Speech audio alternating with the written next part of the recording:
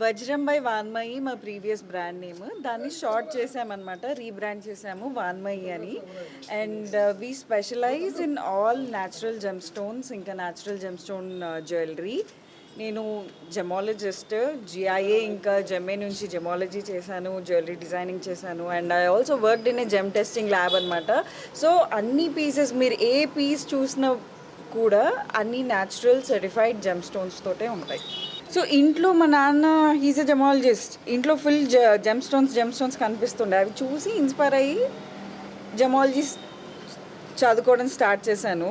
జెమాలజీ అయిపోతూనే jewellery business start చేశాను.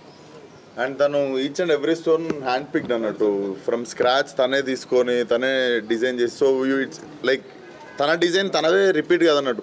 మనం ఇప్పుడు ఒక జ్యువెలరీ షాప్లో ఒక డిజైన్ నచ్చితే ఒక 10-15 డిజైన్లు ఉంటాయి కదా. So every design is very unique అనమాట. మరి ఆ కష్టపడడానికి రేట్లు పెట్టిందో తెలియదు కానీ, బట్ ఎక్స్ట్రీమ్లీ హార్డ్ జాబ్ చేయడం. ఎందుకంటే to not repeat the design. So మీరు ఇన్స్టాగ్రామ్లో వెబ్సైట్లోకి వెళ్ళి డిజైన్స్ చూస్తే కూడా every design is hand picked అన్నట్టు. అండ్ తనే రాయి తెచ్చి ఆ రాయికి తగ్గట్టు మళ్ళీ డిజైన్ చేసి she made the jewellery. And it's everyday luxury. So మనకి ఎక్కువ మనం ఇప్పుడు జ్యువెలరీ అంటే మనం హెవీ జ్యువెలరీ కూడా చూస్తాం కదా.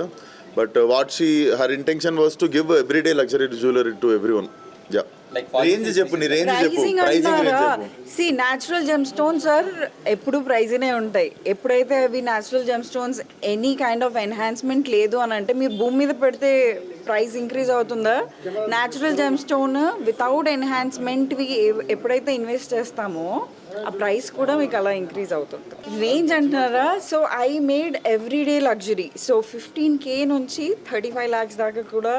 ఇప్పుడు నా ఫస్ట్ డిజైన్స్ ఏవైతే వచ్చాయో I made a very small batch of jewellery. అవి కూడా అన్నీ hand pick gem stones rough కొని ఫేసెట్ చేయించి కటింగ్ చేయించుకొని తర్వాత స్కెచింగ్ చేసి డిజైన్స్, దాని తర్వాత మ్యానుఫ్యాక్చరింగ్కి వెళ్ళాయి అవి. So whatever you see, ఇప్పుడు మీరు ఆల్రెడీ అన్ని డిస్ప్లే చూసారు కదా, each and every piece is unique. మళ్ళీ పీసెస్ రిపీట్ చేయలేదు. So each is one of a kind. Only on appointment basis అండి.